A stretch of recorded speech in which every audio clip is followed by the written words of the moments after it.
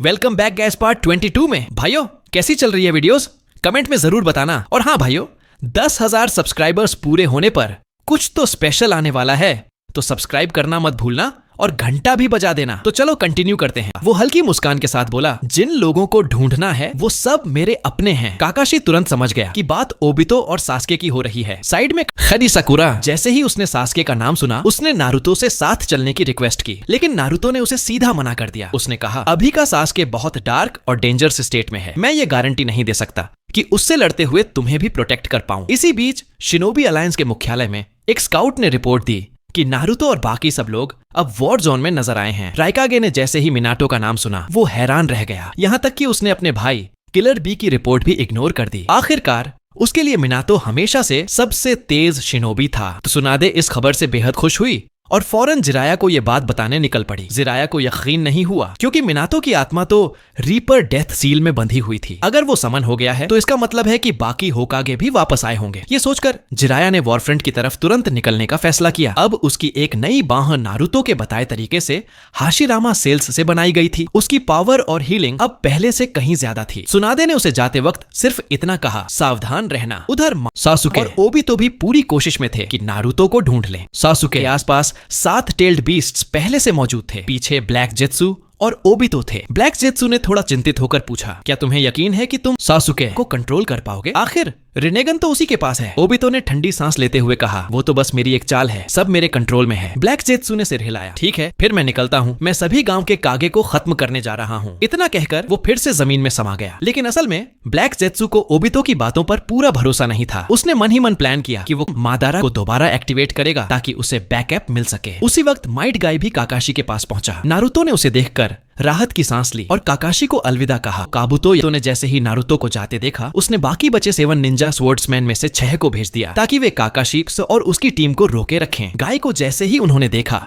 उसे अपने पिता की याद आ गई। वो पल जब उसके पिता ने आखिरी बार 8 गेट्स खोलकर उसकी जान बचाई थी। उसने खुद से वादा किया कि आज वो अपने पिता के उस बलिदान को व्यर्थ नहीं जाने देगा। उसने सबको पीछे हटने को कहा, ये मेरी लड़ाई है। और उसने तुरंत 7th गेट ऑफ वंडर खोल दिया। नीली भाप का तूफान चारों तरफ फैल गया। काकाशी जानता था कि ये डेथ गेट से पहले का आखिरी दरवाजा है और समझ सकता था कि गाय के अंदर कितना गुस्सा भरा है। गाय ने एक जबरदस्त पंच मारकर जिनपाची मुनेशी को उड़ाते हुए खत्म कर दिया। कुशिमारू ने लंबी तलवार से वार करने की कोशिश की, लेकिन उसकी स्पीड गाय के सामने कुछ नहीं थी। एक और किक और वो भी खत्म। फिर वो बिजली की तरह बाकी चारों के बीच पहुंचा और आसाकुजाकू अटैक लॉन्च किया। मांगेत्सु होजुकी ने खुद को पानी में बदलकर किसी तरह बचा लिया, लेकिन बाकी 3 वहीं ढेर हो गए। आखिर में उन्हें भी सील कर दिया गया। आसाकुजाकू का इस्तेमाल करने के बाद गाय का शरीर बुरी तरह टूट चुका था। काकाशी ने ली को कहा, उसे नीचे ले जाओ, अब आराम की जरूरत है। बाकी बचे मांगेत्सु को काकाशी ने अकेले हैंडल किया। वो भी ज्यादा देर नहीं टिक पाया और आखिरकार सील कर दिया गया। जैसे ही सब कुछ शांत हुआ, अचानक जमीन से ब्लैक जेत्सु बाहर निकला। उसने धीरे से फुसफुसाया, अब वक्त आ गया है असली चाल चलने का। हल्की शैतानी मुस्कान के साथ बोला, तो अब मादारा का आगमन करने का समय है। इस बीच नारुतो उस जगह पहुंच चुका था जहां ओबितो और सास्के के आने की संभावना थी। मिनातो के दिमाग में पुराने गुरु शिष्य के पल घूमने लगे। वो वक्त जब सब कुछ सही था। अचानक नारुतो का चेहरा गंभीर हो गया। सब लोग सावधान रहो। अगले ही सेकंड सास्के और ओबितो उनके सामने आ गए। नारुतो ने गौर से सास्के की आंखों को देखा। बिल्कुल जैसा उसने सोचा था, उसने रिनेगन खोल लिया था। बस फर्क ये था कि इस बार उस रिनेगन में पहले जैसी 6 गोजुमा नहीं थी। सास्के ने मुस्कुराते हुए कहा, तुम्हें ढूंढना इतना मुश्किल नहीं था जितना सोचा था। ओबितो कुछ कहने ही वाला था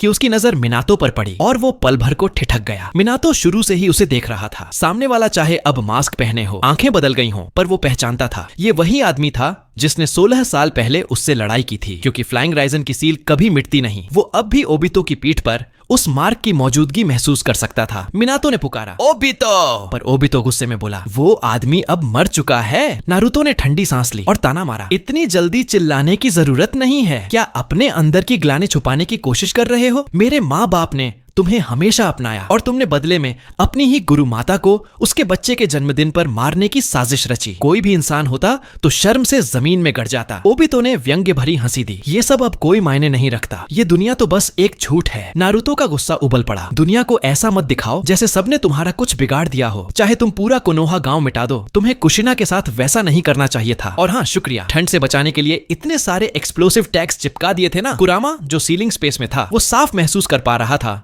कि नारुतो इस बार कितना गुस्से में है। इतना क्रोधित नारुतो उसने पहले कभी नहीं देखा था। ओबितो कुछ पल के लिए चुप रह गया। सास्के ने पहली बार उसे इतने कमजोर रूप में देखा और हल्की हंसी के साथ बोला, अब समझे नारुतो की जुबान कितनी खतरनाक होती है। फिर बोला, बस अब बातों का टाइम खत्म हुआ। उसने हाथ बढ़ाया और उसके हथेली में चिदोरी की चमक फैल गई। अगले ही सेकंड नारुतो उसकी बगल में था। नारुतो ने हैरानी से देखा, उसने तेंशोरी यानी स्वर्गीय शक्ति से मेरे साथ हवा की जगह बदल ली। उसने फ्लाइंग राइजन का इस्तेमाल करके मुश्किल से चिदोरी से बचाव किया, पर जैसे ही वो प्रकट हुआ सास्के ने फिर से बांसो तेनिन एक्टिवेट कर दिया। एक पल में नारुतो उसकी ग्रेविटी में खिंच गया। उसने भी शिनरा टेंसेई एक्टिवेट किया। दोनों की रिपल्सन और अट्रैक्शन एक दूसरे से टकराकर खत्म हो गई। नारुतो ने कहा, कमाल है सास्के, इतने कम वक्त में तूने रिनेगन को पूरी तरह समझ लिया। फिर उसने मिनाटो और बाकी को पीछे हटने को कहा, थोड़ा दूर रहो, उसकी आंखों की पावर मेरी जैसी ही है। मिनातो ने जवाब दिया, ठीक है, तुम सास्के पर ध्यान दो, ओबितो हमारे हवाले। पास खड़ा ओरोचिमारू मुस्कुराया, इन पुराने चेहरों से निपटने का काम मुझे करने दो। अब सास्के ने रिनेगन से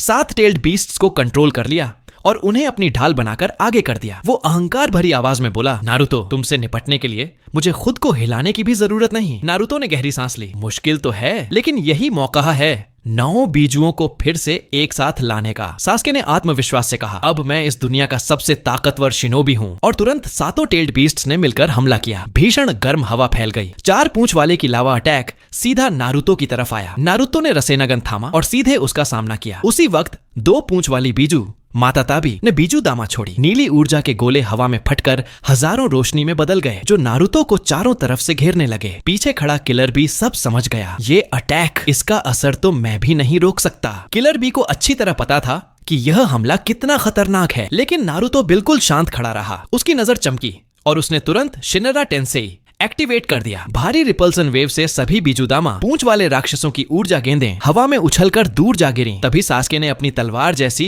रिनेगन पावर से सभी टेल्ड बीस्ट्स को एक साथ कंट्रोल कर लिया। किलर बी ने तुरंत आगे बढ़कर मदद की। उसने 7 पूंछ वाले बीजू की तरफ एक शॉर्ट स्वॉर्ड फेंकी, लेकिन 7 पूंछ वाले ने बिना पीछे देखे सिर झुकाकर उस अटैक को चकमा दे दिया। नारुतो ने समझाते हुए कहा, ये सब बीजू आपस में रिनेगन की विजुअल लिंक से जुड़े हुए हैं और साथ ही सास्के की शारिनगन आंख उनके मूवमेंट्स को पहले से पढ़ सकती है, इसलिए उनकी ताकत अब पहले से कई गुना बढ़ चुकी है। फिर वो रुका और बोला, लेकिन असली खतरा तो अब शुरू हुआ है। ये कहते हुए नारुतो ने सेज मोड एक्टिवेट किया। उसने गामा सेनी की ऊर्जा का इस्तेमाल करते हुए सीधा 6 पूंछ वाले पर हमला किया। 6 पूंछ वाले ने शारिनग्न की मदद से सामने से आने वाले वार को तो चकमा दे दिया, लेकिन मेढक मुक्का की अदृश्य हवा की चोट से सीधा हवा में उछल गया। ओबितो और सास्के दोनों हैरान रह गए। ओबितो बड़बड़ाया, ये तो म्योबुकु पर्वत का सेज मोड है। अचानक असंख्य रेत के गोले हवा में तैरते हुए नारुतो और बाकी पर बरस पड़े। नारुतो की नजर तेज हो गई, ये तो शुकाकू का अटैक है, लेकिन ये किसी और के पास कैसे? उसने तुरंत रिनेगन शील्ड बनाकर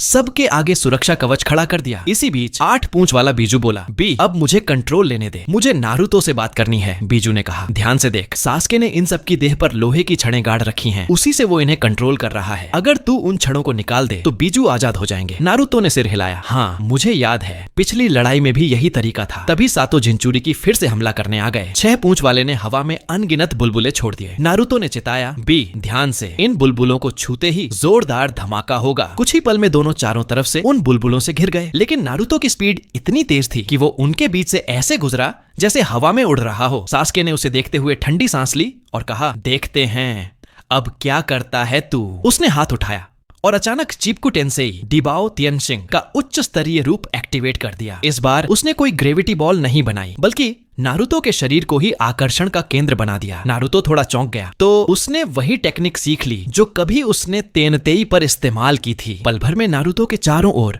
सारे बुलबुले एक साथ उसकी ओर खींच गए और उसके पास विस्फोटों की लड़ी शुरू हो गई। वो फ्लाइंग राइजन का उपयोग तक नहीं कर सका, पूरा शरीर धमाकों में डूब गया। धुआं छटने पर बस इतना दिखा कि नारुतो के चारों ओर बना 9 पूंछ वाला कवच बुरी तरह फट चुका था। वो मुश्किल से संभल ही पाया था कि चारों तरफ से चमकदार धूल का कुहासा फैल गया। वो 7 पूंछ वाले का हमला था, जिसका असर दृश्यता पूरी तरह मिटा देता है। इस अराजकता में 2 पूंछ और 4 पूंछ वाले ने साथ मिलकर शारीरिक हमला कर दिया, लेकिन नारुतो सेज मोड की वजह से आंखें बंद रखते हुए भी उनकी चालें महसूस कर पा रहा था। वो बोला, अब बहुत हो गया, अब मेरी बारी है। उसने चक्रा आर्म्स बढ़ाकर दोनों बीजुओं 2 पूंछ और 4 पूंछ को एक साथ पकड़ लिया और तुरंत रसेनगन सीधे वहां मारा जहां उनके शरीर में लोहे की छड़ें गड़ी थीं। जैसे ही वार हुआ उसने देखा, हाँ, छड़ें अब भी उसी जगह पर हैं। नारुतो ने दृढ़ नजर से कहा, अब इन सबको आजाद करने का वक्त आ गया है। बस यहीं तक थी आज की वीडियो। मिलते हैं कल अगली पार्ट में। और गैस, कल तो नारुतो को बचा लिया था, आज अगर सास्के को बचाना है तो 2000 लिखे आ जाने चाहिए। तब तक के लिए बाय बाय।